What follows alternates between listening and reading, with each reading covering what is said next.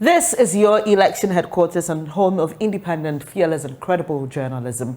Let's start off with some politics. A presidential aspirant of the opposition National Democratic Congress, Abu-Baidoo, says delegates of the party will commit an unforgivable sin if he's not elected to lead the party in the 2024 presidential elections. The former mayor of Kumasi will face off with former President John Mahama and former Finance Minister Dr. Kwabena Duffuor in the May 13 Congress of the party. Ahead of the polls, your election headquarters looks at his chances. Elton Brobe has more.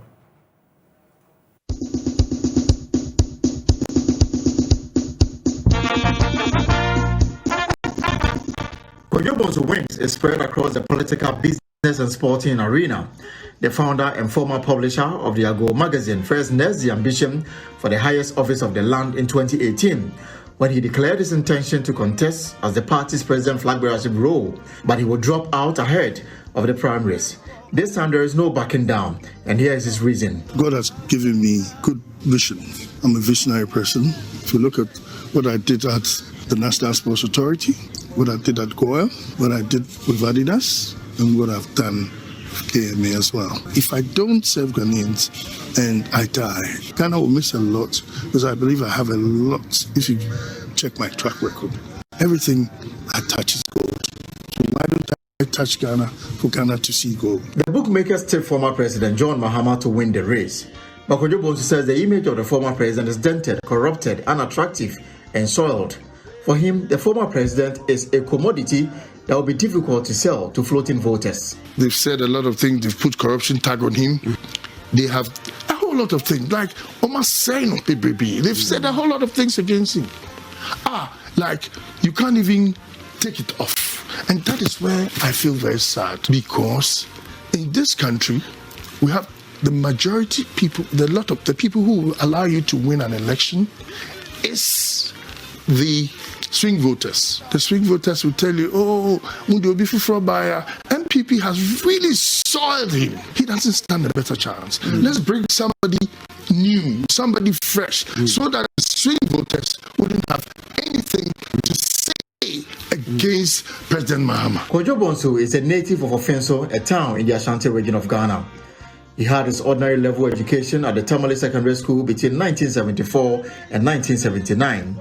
In 1981, Bonsu then moved to the Drayton School in London, England, where he acquired his advanced level certificate. Between 1985 and 1990, Oyobo joined the giant sports kit manufacturer Adidas. He enrolled into their football business unit at Germany and in the process obtained a diploma in sports business and marketing. Bonsu served as a board member of Ghana Oil Company, GOIL, from July 2009 to 2015. He also became the acting managing director of the company. GOIL was selling about 25 million liters a month, and I rebranded it with a team, of course, to sort of bring it up to.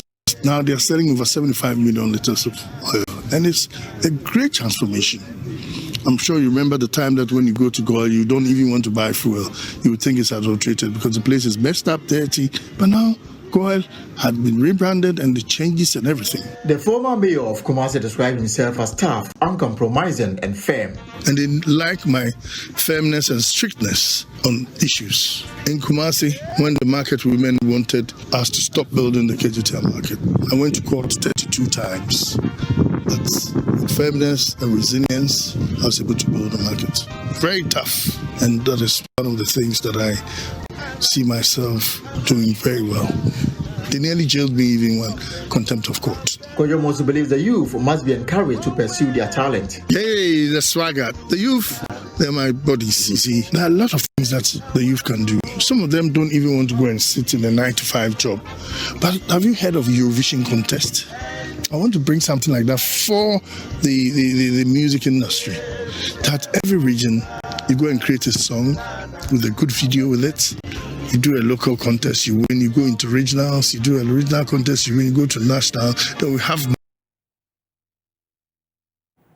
And so you had that report put together by my colleague Elton Brobe. Let's delve a bit more into the chances of Mr. Kojo Bonsu in this race. And we've been joined by Dr. Amache Boateng, a political scientist at the Kwame Nkrumah University of Science and Technology. Good morning to you, Doc. So Mr. Kojo Bonsu says the delegates will commit an unforgivable sin. The NDC finds itself in a very peculiar situation, which is having former President John Dramani Mahama as an aspirant. There are concerns about his viability as a candidate, considering what people remember him for in his tenure. All the things that were said about it being a Dumso era. Some have said they can never forget that experience. And also he being somebody who can, according to our constitution, only stand for 4 years. And so the party either has to choose him or somebody who can go the full haul if Ghanaians decide to extend in 8 years, because the burden of bringing in another person after him may be too much for the party. But Mr. Kojo Bonsu thinks that he is the one to be given the nod. What are your quick thoughts? Let me say thank you for the opportunity and to also say good morning to your listeners. Mr. Kojo Bonsu definitely is endearing himself so well to the party faithfuls, and he's simply looking forward to coming out successfully. But I think that he's up against an equally formidable candidate in President Mahama, given the fact that President Mahama has virtually been the face of the party from the time he left office to date, and he's simply represented the party in engaging Kenyan politics and pushing the party's interest, forward all the time. That aside, if you listen to the arguments that Mr. Kojo Bonsu is making, that President Mahama appears tainted and stuff like that, I think that is the element that will also play, to the advantage of President Mahama. And it is simply this, that we know him, we know of his weaknesses, and we know what he's able to do, if you like, his strengths and weaknesses. And then there's this other added advantage that President Mahama has, and he's yet to communicate that to us. If indeed he comes out openly to acknowledge some of the challenges he faced, why he took the decisions that he took, and is able to communicate to Kenyans that, look, he's a reborn person, he's gained the experience, he's not going to commit old mistakes. Then definitely, given the peculiar situation Ghana finds itself in currently, then Ghana will want to go in for an experienced person. But sorry, Doc, can you hear me, please? Yes. Yes. So are you suggesting that Mr. Kojo Bonsu is shooting himself in the foot by advancing that argument because it works rather for his opponent? No, definitely. That argument would not necessarily inure to his benefit. Because if President Mahama sincerely, come to terms with some of the challenges he faced, nobody should talk about Dumso. Nobody should talk about Dumso. As soon as you mention Dumso with a Mary issue coming in, then you realize that President Mahama did so well. After all, he inherited Dumso. Dumso one would want to call a legacy problem.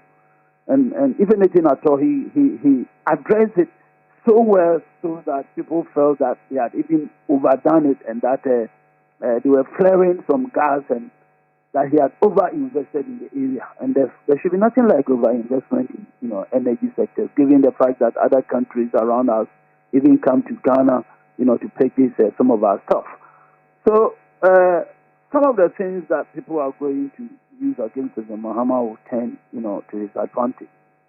Kojo Bonsu is definitely doing well. I think he's preparing himself for the future. Hello. Well, are you suggesting here again that he may not win it this time, but this is just probably a way of letting the people warm up to him and his agenda and his dream? Actually, I'll be surprised if President Mahama doesn't come out with about 70% of the votes, for the NDC's flag bearer. He's going to win hands down. And then I also see him doing so well at the national level, given the experience that he has. And if he communicates clearly, the strength he has gained for having been in office. His case is peculiar and unique. You don't always come up with such a situation. One being in, office of the president before coming out and then getting the opportunity to go back. The institutional learning alone is something that we simply cannot afford to let go. The experience he has acquired and his ability to, quickly turn things around. So I think President Mahama is a man of the occasion. At this material moment in Ghana's life, I call it Ghana finding itself at a crossroad, and for that matter, you need experience, real experience. It's not a time for experimentation. So that is it. He comes out with this added advantage. And so, briefly in wrapping up, just a couple of weeks, just about a few days for the NDC to elect its flag bearer. You have said you will be surprised if President Mahama doesn't win hands down. So there are some who suggested in previous conversations mergers, and some of these people like Mr. Kojo Bonsu and others who are hoping to be presidents, who may not have the numbers as of yet to form alliances with people who seem to have it. Will that be an option for him? Can he be a running mate of Mr. Mahama? Is that possible? Is that something he should be considering instead of deciding to go for the highest position as flag bearer?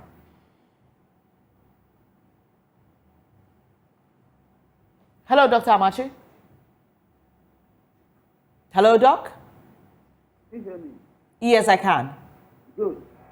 Kojo Bonsu could actually be, a running mate, a good running mate. But I like to believe that President Mahama might want to retain Professor Jane Nana, and yes, I like to believe that President Mahama will want to play the gender card and play it again, and this time round, let it count.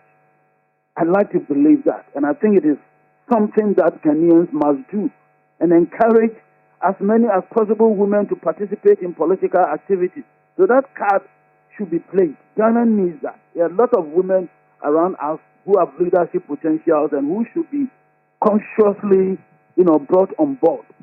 If President Mahama decides to do that, I think that will have my blessing. And on the basis of that, yes, Mr. Kojo Bonsu will make a good running mate, but once again, the time would not necessarily, make it for him to be there. The timing. I think he's a man for the future. He's a man for the future. This is not his time. I appreciate your time here. Dr. Kwesi Amachi is a political scientist at the Kwame Nkrumah University of Science and Technology, and he's just been sharing his thoughts with us on the chances of former Kumasi Mayor Kojo Bonsu being elected flag bearer of the NDC. Well, it's the delegates' decision to make, and on May 13, we will bring you all the updates. Even before then, all the analysis, all the updates, we will be covering all the angles before that due date. This is your election headquarters. Away from elections, the Gulf of Guinea is the world's hotspot for maritime piracy. Over the last 15 years, container ships, fishing vessels, and oil tankers in the region have been the target of numerous armed attacks and kidnappings. Of the 90 global piracy and armed robbery incidents reported between January and September 2022, 13 have occurred in the Gulf of Guinea region, compared to 27 over the same period in 2021. Spearheaded by Ghana and Norway, the United Nations Security Council expresses deep concern about the grave and persistent threat posed by piracy and transnational organized crime in the Gulf of Guinea. Today at the Jubilee House, President Akufo-Addo is hosting other African heads of the Gulf region to strategize on the best way forward. Presidential correspondent Elton Brobe joins me with more.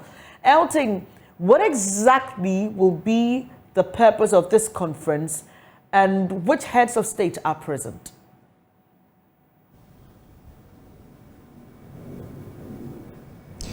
So we have 15 of them so far. A while ago, the Nigeria president came in together with other African heads of state. So these are countries that have access to the Gulf of Guinea. And they are currently in a meeting with President Akufo-Addo before all of them will walk to a banquet hall or Jubilee House for the event itself to start.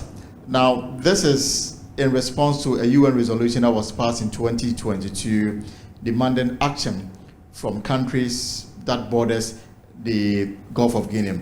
Now, a brief, the resolution of the UN, I can just share some with you.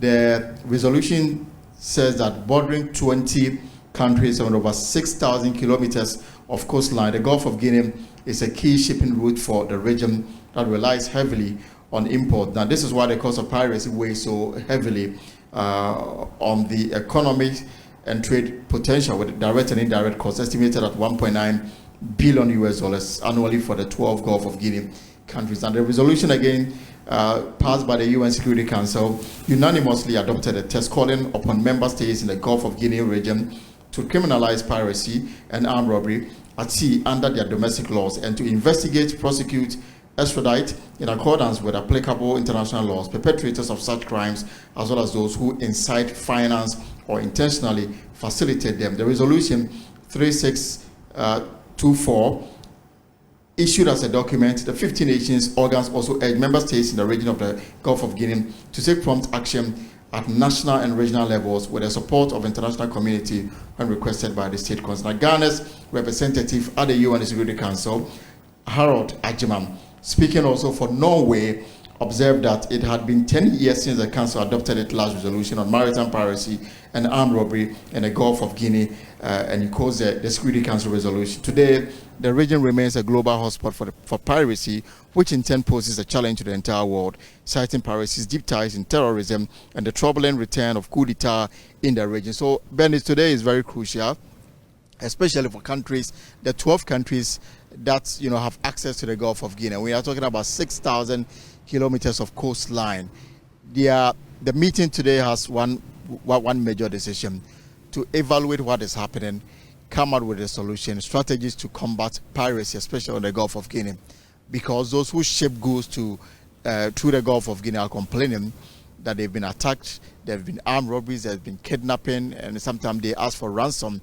And so if those who are direct beneficiaries of the shipping lines do not take action to deal with this matter, in the long run, the shipping lines may take action that may not, do good to the economies of these countries. That's how come today's meeting has become very crucial. President Akufo-Addo, when the U.S. Vice President came in, accepted the invitation to host this all-important conference. And for that reason, we have the 12 countries that have access to the Gulf of Guinea all present here. The President of Nigeria, Buhari, is expected to deliver a statement on what Nigeria is doing. President Akufo-Addo, who is chairing this meeting, is expected to lead his colleagues through the deliberations and then come up with workable solution that they will communicate to the United Nations Security Council that will constitute the way forward in dealing with this matter. Last week, for example, remember that when some fishermen, the Fishermen Association of Ghana, paid a courtesy call on President Akufo-Addo here at the Jubilee House, one of the things that they put across was the fact that they are now unable to fish beyond Ghana's waters. The claim is that around this time, the fish will all travel to Benin. So they have license to fish in the Benin waters. But because of activities of the pirates, and in fact they made a point that some of them have come so close, as close to the Ivorian capital Abidjan, where they had received information before meeting President Akufo that they had seized a ship, and it's become very difficult for them to continue with their trade. They actually requested that President Akufo-Addo speak to the Benin authorities to allow the Navy, the Ghana Navy, to provide some kind of protection for them when they go on fishing, and that falls within the region of some diplomatic considerations. So the impacts of activities of the pirates is something we are already feeling at home, and so therefore there's a need for the leaders to step up and be counted and take decisive decisions that will protect the Gulf of Guinea, because we are already the countries are also dealing with the insurgents of the jihadists and others. If this is allowed to gain root, there will be instability, and that's the reason for this meeting this afternoon. Thank you so much. A very detailed information the presidential correspondent Elton Broby has delivered to us. We'll leave it here for Elton to focus on the meeting that's happening between President Akufo-Addo and some other heads of state of countries that border the Gulf of Guinea, and in considering issues of piracy. He will bring us updates subsequently, especially on what the resolutions are. Let's head to Parliament now, because the minority is asking for a parliamentary probe into the alleged involvement of top government officials in illegal mining. And this follows a report by former Environment Minister Professor Frimpong Boateng. Professor Boateng, who was also chairman of the Interministerial Committee on Illegal Mining, has named many top government officials and affiliates in a report he submitted to President Akufo-Addo.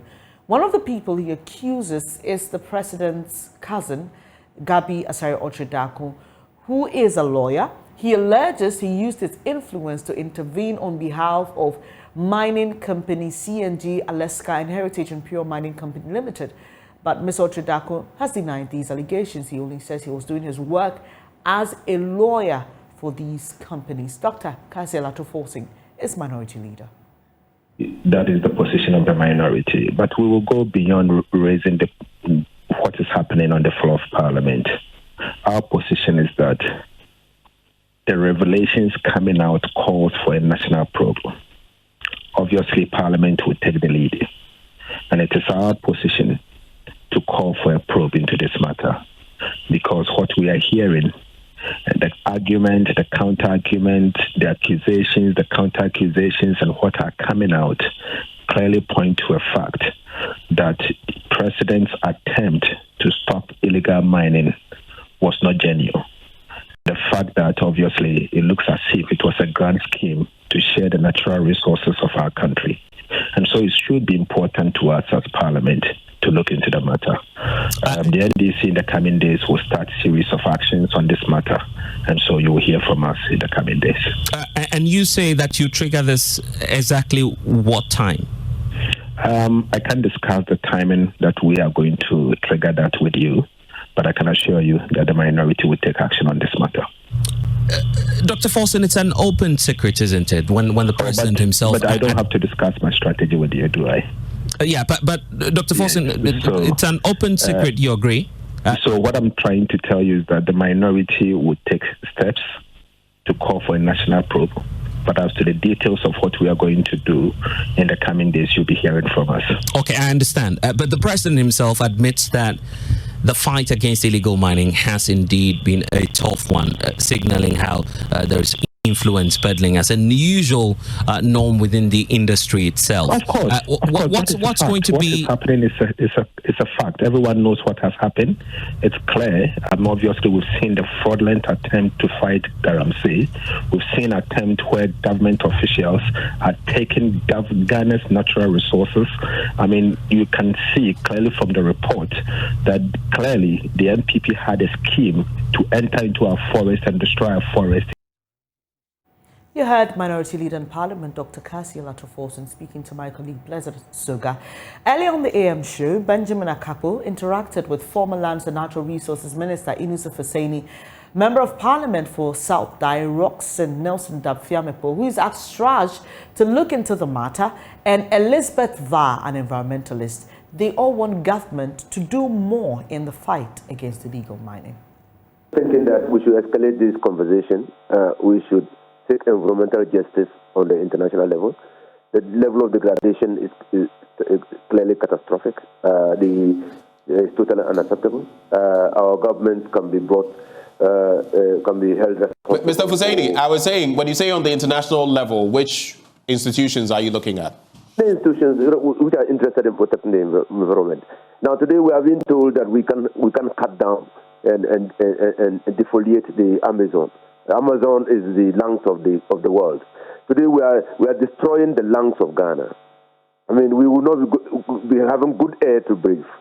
I mean, people, the activities of Galamseyers will not only affect the people of Ghana, will have repercussions on other countries and the world environment. And so clearly, people must be held responsible. And I think that we should escalate it. I also support, and I've said that civil community action is very important. But the difficulty with civil community action is that, almost everybody has not been compromised. The chiefs are leading in the corrupt activities of Galamseyers. Some citizens within communities are part of it. MPP exploited that by coming up with community mining, which I agree with Elizabeth is another form of Galamsey and distraction. And so let's find a way, let's reinvent ourselves. Let's find a way to stop this carnage. Government has betrayed or revealed a remarkable lack of commitment to fighting the illegal small-scale mining or mining activities in this country. And so, clearly, it is left to us as a people. And if we don't do anything as a people, the impunity with which the mining activities is going on in communities by illegal miners will perpetuate itself. And it will not matter whether it is NDC that is in power or MPP that is in power. People will act with impunity. Let's hold governments accountable. Before Party actually took a formal approach by writing the report of the work of the committee, detailing the activities of every perspective involved in their work, and documenting it, supporting it where relevant, and submitting same to the chief of staff. If anybody was indolent in this matter, it was the office of the president who received the report and slept on it. It took Frimpong Boateng to leak it for us to know the details of this report. So if 7 ministers are now responding to the details, it is way too late. So I am saying that SHRAC should look into this matter because the denials are too many. It comes back to us. It comes back to the community, the youth in those communities, and to the chiefs. Although most of them have also been, I don't know what to put it, but it comes back to us, the citizens, the CSOs. Are we going to scream at it right now that it is hot news and then just go back to our cocoons? This is where I'm hoping, I'm wishing that we all come together as civil society organizations, as concerned citizens, Ghanaians from every walk of life.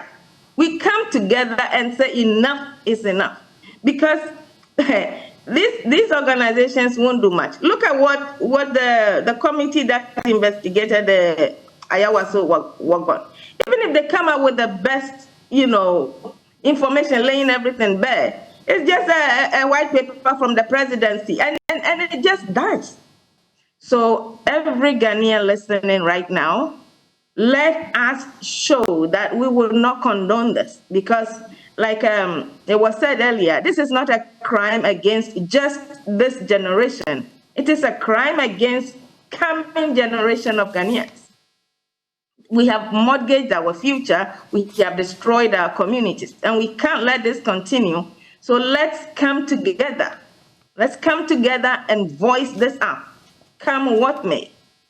And then the various people in the communities, I keep wondering what and I'm sorry to say, Asante Hene, you have such authority over the people, and every ohene in every region in Ghana.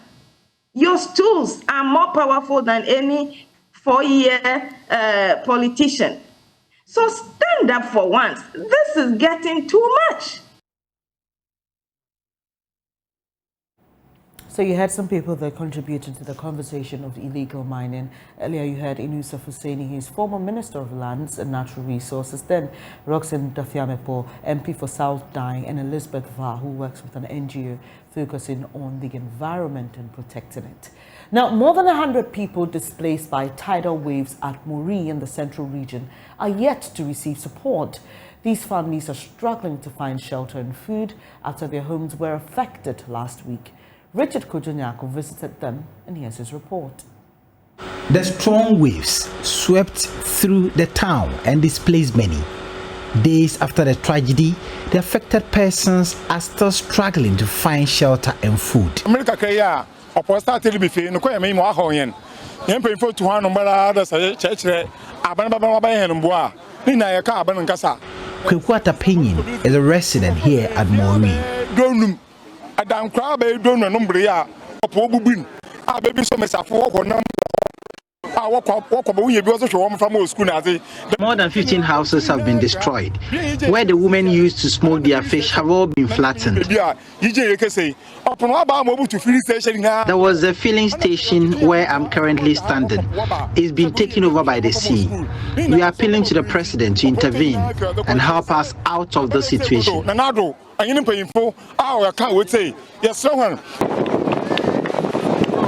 Na yɛn wia ndɛ krum fat ɔbɛyɛ na kumatu na igwane eti ansa na yɛlba abɔhwɛ dede ɔte dam ne baabi ofi bɛ yɛbɛ na yɛn dɛ na edwuru menyo kese na wayɛ ni su Sofo Kwekutewia is a Brentahin of Mori. We all ran away when the disaster struck. When we returned, we saw that our buildings had collapsed. Now many of the people don't even know where to lay their heads. As I speak, a woman and her daughter are sleeping under a shed. The strong waves went beyond 100 meters of the shore into our homes. The Premix fuel station here and many of the canoes of the fishermen have all been destroyed. The regent of Mori, Nana Obokesiampa the first, is destroyed. We had a very catastrophic event here. If not for God, Ghana will be mourning the entire Mori community. The sea waves, the tidal waves, and it was just crazy. And it's not the first time this has been happening. We have been trying to reach out to government leaders to support us, to no avail. So last Monday, what happened is like the last straw that broke the camel's back. You see, these households, they've all been displaced. Now we have hundreds of people with no shelter. When you come to Mori, you have what we call patasi. Every community has patasi. So these people has been reduced to sleeping under the sheds. Some are mothers, some are feeding their young babies. It's just sad. It's just so sad. If I should walk you right now to the community, you see people carrying their babies with no place to stay. So as a matter of urgency, this is an emergency. We need government to pay attention to us. We feel neglected. We feel like we have been so marginalized. No one is really concerned about the plight of Mori. But Mori is a very powerful community. The Chief Executive Officer of Kwa Mixture, Professor Ato Duncan, who hails and resides in the district, called for government intervention to help support the community. So this is the time all of us must stand up and see what we can do to help this community. I'm coming from the Center of Awareness Global Peace Mission point of view. This is an institution that seeks to address issues confronting peace. And I believe that this is a very serious issue confronting peace. Now about 100 people have been displaced, and you don't know what will happen in the next few weeks and few months. So I think that something must be done as early as possible. And this is a huge task. No individual can take this upon himself to fix this particular but there's a need to build a defense wall. So I'm pleading with the government to come in with immediate effect as early as possible. I'm also pleading with the World Bank also to consider. So the big question now is what local authorities are doing to deal with the situation. Let's speak with NADMO Director for Abra Sebu Kwamankese, Simaila Kabori. Good morning to you, sir. Thank you so much for joining us. So why have these people not been reached out to? Why don't they have a place to sleep? Why is there no intervention? Good morning. Thank you for having me. It's not about we have neglected them. Since I assumed office, I visited the place about 2 years ago because of sanguine activities along the coast. There was a report of sanguine activities, so I decided to pay a visit to all this seashore. When I got to that particular area, I realized that there has been a gradual erosion of this sand winning gradual evolution of the banks. I remember they told me some time ago that there was even a filling station even ahead of that particular building that you saw that has collapsed. So because of the sea erosion, all these places have been vanished. So we took it upon ourselves and recommended to the assembly that if they can reach out to the ministries concerned so that they can consider burden the sea defense. So that can cater for that particular stretch. It's a very long stretch from that area. I wouldn't be surprised if it have more than 500 meters from that area. So it is not that we have declared it, but as you know, proposal have been sent to the ministry, and I hope that they are working on it. Mr. Kabori, I appreciate the history. It's very important because I was just going to go into that. I wanted to find out if the seashore had always been this close to the buildings, because this is quite close. But there is an incident that has occurred.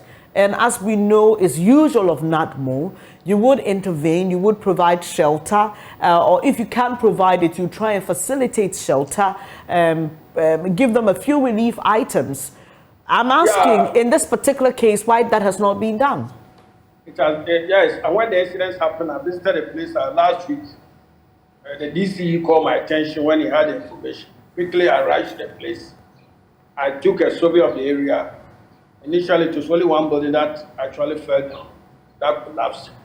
So I took the report to him. I even wrote to my regional director, who was on me to get the report back to Accra and find out what we can do. Yesterday, we were there with the relief items.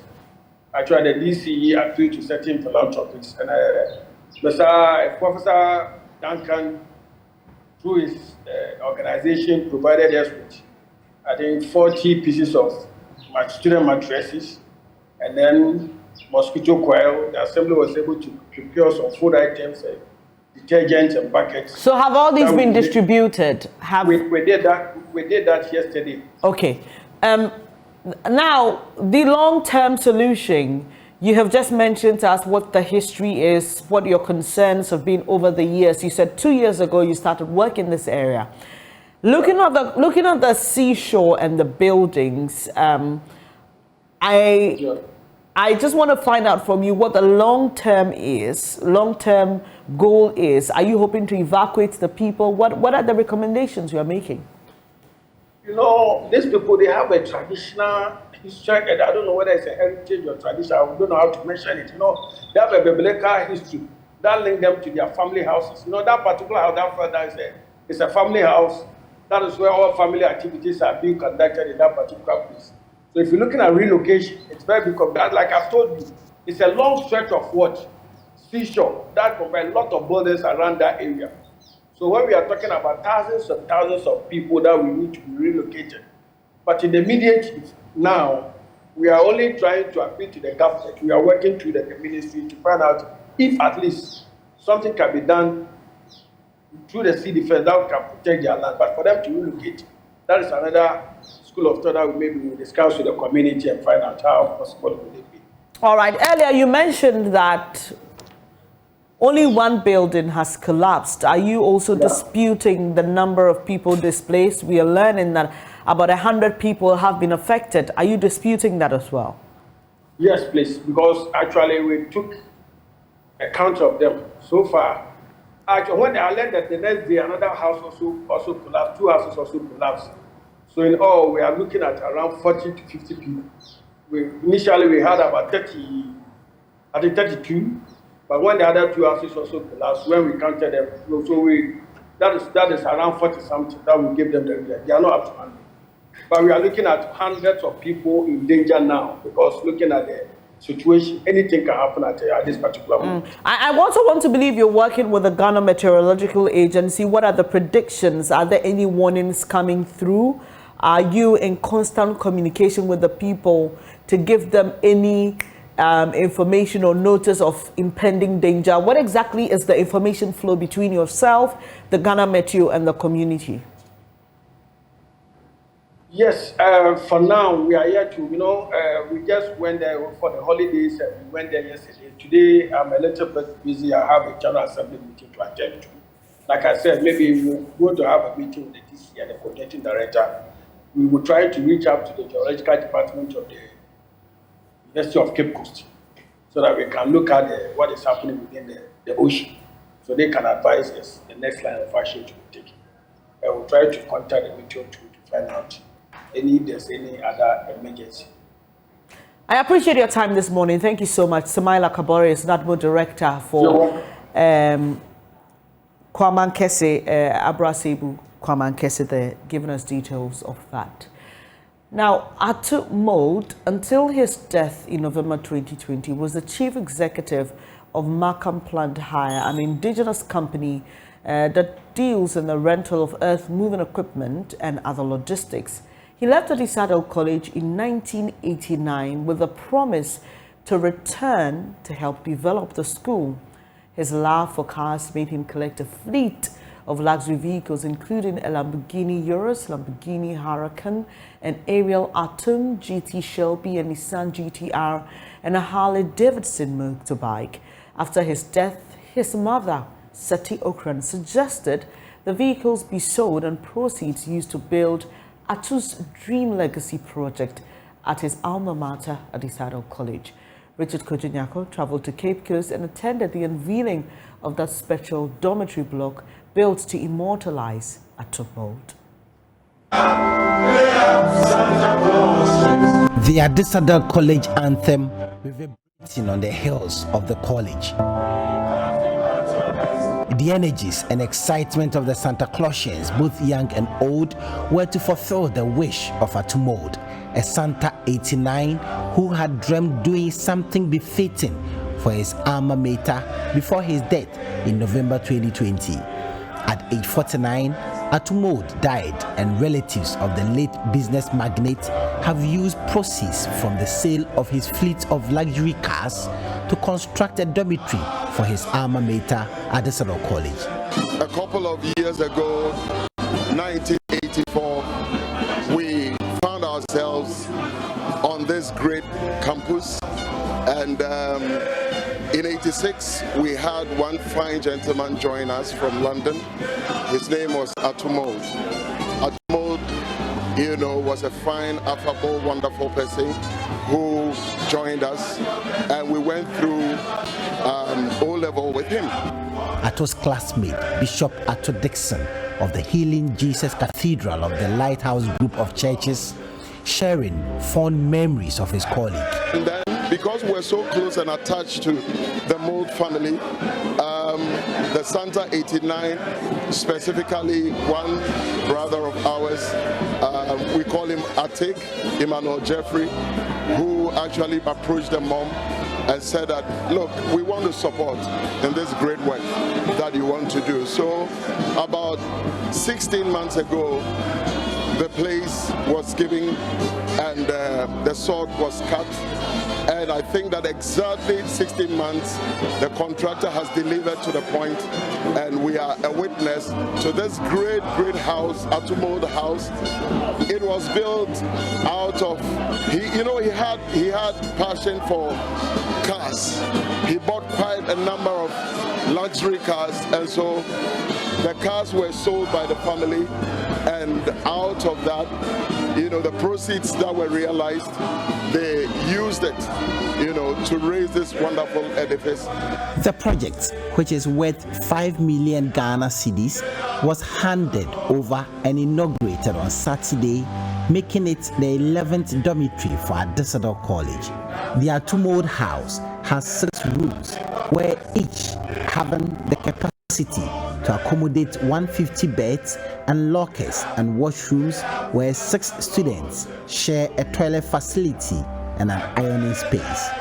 It also has a borehole with overhead tanks and a visitor's lounge with the television. Business magnate and chancellor of the University of Cape Coast, Dr. Sam Eson Jonah, also a Santa Clausian, couldn't hold back his excitement at what the Mold family had done. They claim to have produced many distinguished Ghanaians. Indeed, we have produced 3 chief justices in this country.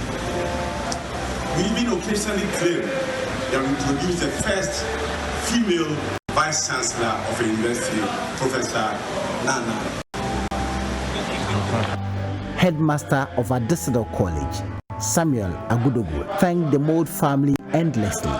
He says the gesture adds to the numerous infrastructural support the school enjoys from the past students. As it is a great example to the current generation of students, we want to also make it a life dream to, after school, work hard and emulate the great sacrifice made by the great Mold family through the effort of our son, brother. It's going to be an unforgettable one.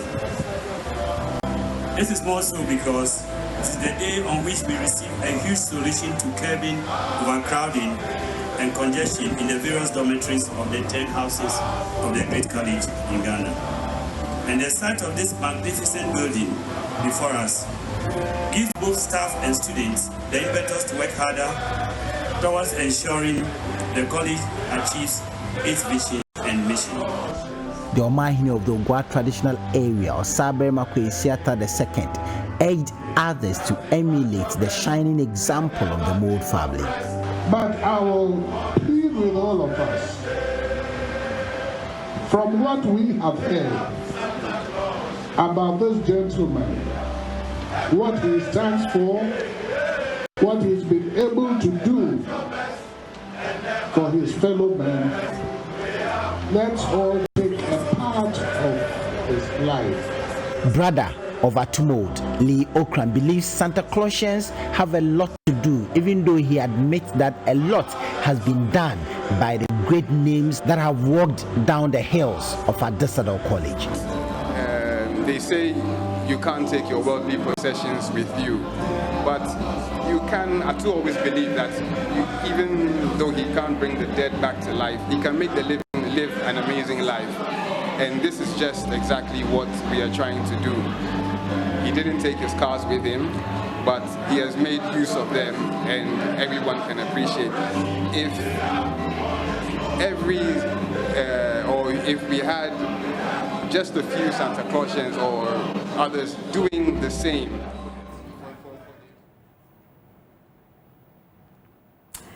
And we'd like to say, may Atu's soul continue to rest in peace. And once again, thanks to the family for doing this in his stead. Well, you're watching News Desk with me, Bernice, Abu-Baidoo, Lansah. Up next is business. Dao Pao has the details in a moment.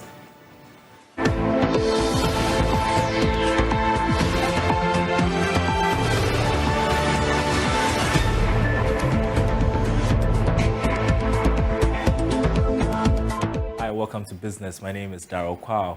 Illegal miners have invaded the concession of Asanko mines, threatening its sustainability. Though the amount of gold being lost to illegal miners is yet to be quantified, managers say such operations endanger the lives of staff and earth-moving equipment. Corporate social responsibility activities to the community also stand to be affected negatively. Anaya Aljima has more in the following report.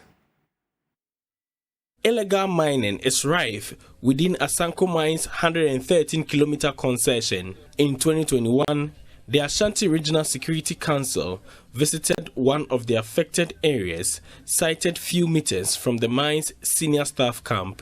Despite efforts to halt the illegality, desired results are yet to be attained. Managing Director of Asanko Mines, Dr. Charles Amoah, explains how the environmental destruction is hampering its sustainable mining drive.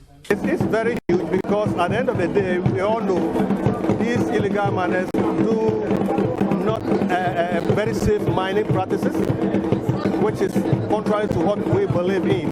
And at the end of the day, they leave the area unsafe, which will eventually result in fatality.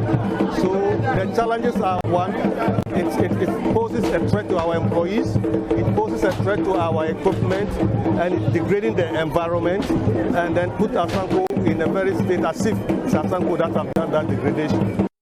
The mine contributes $2 of every ounce of gold mined for the community development. In the delivery of its corporate social responsibility, the company has handed over a fully furnished hospital to Bontefufo and its environs at the cost of $1.7 million. The hospital has 4 wards, a theater, emergency room, and 2 consulting rooms. The single-story facility comes with all the needed facilities for the hospital's operation. Meanwhile, a service provider in the mining industry, Ribotech Ghana Limited, has donated an ambulance to support the hospital. Ali Ibrahim is Chief Executive Officer. I would say it's our CSR contribution to society. And our CSR programs cut across everywhere that we are operating, not only in our operational area, but to everywhere that we feel that there's a need to support community support people. Ribotech is a company that we believe in sharing with the people that we get from. For JoyNews, Nanaya Ojima reporting. Now, Chairman of the Public Interest and Accountability Committee, Professor Adom Frimpong, is asking Parliament to take action on some critical findings in its annual petroleum revenue report to save the country some losses. Now, according to him, the committee will continue to re-echo some of the findings which are yet to be attended to until some action is taken. Speaking on the 2022 annual report, Professor Frimpong said if some attention is given to most of the findings, there will be more accountability on oil revenue management. We report to Parliament. We don't take decision on our own. We do the recommendation and give it to Parliament. And anytime Parliament look at our report and take a decision, we leave that part.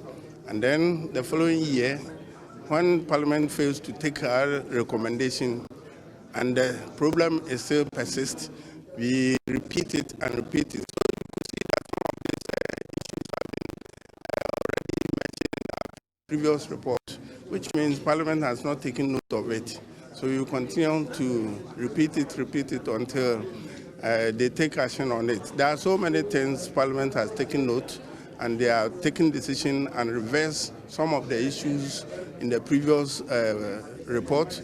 But this one we have raised, nothing has been done. So we are sure when it gets to Parliament, they will look at it, invite us to explain if the need arises, and they will take the necessary action to correct it.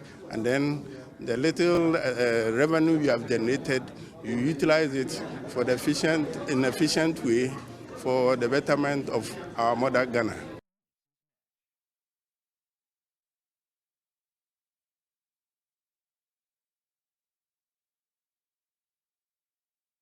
And that's business. Handing you back to Bernice.